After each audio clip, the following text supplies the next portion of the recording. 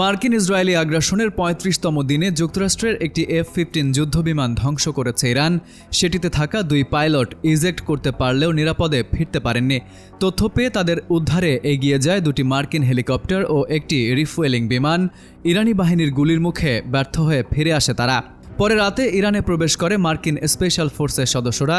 তারা কখন কোন সীমান্ত দিয়ে ইরানে ঢুকেছেন এবং বের হতে পেরেছেন কিনা তা স্পষ্ট নয়, তবে এক পাইলটকে উদ্ধারের দাবি করেছে ওয়াশিংটন।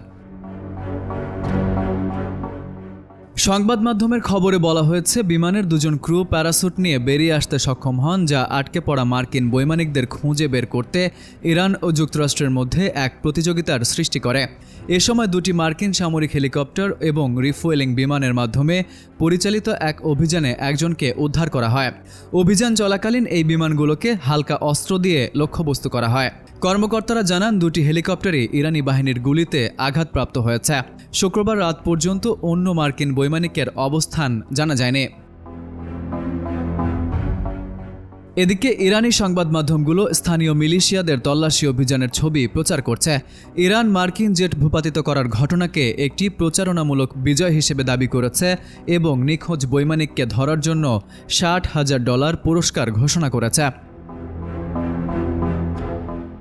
এদিকে শুক্রবার গভীর রাতে হরমুজ প্রণালীর কাছে একটি মার্কিন A-10 ওয়ার্থহগ বিধ্বস্ত হওয়ার খবর পাওয়া গেছে। মার্কিন কর্মকর্তারা জানিয়েছেন, ওই বিমানের পাইলটকে উদ্ধার করা হয়েছে। নিখোঁজ বৈমানিকের কোনো ক্ষতি হলে তিনি কী করবেন সে বিষয়ে মন্তব্য করতে রাজি হননি মার্কিন president Donald Trump. Farid U Ahmed, IBTV USA।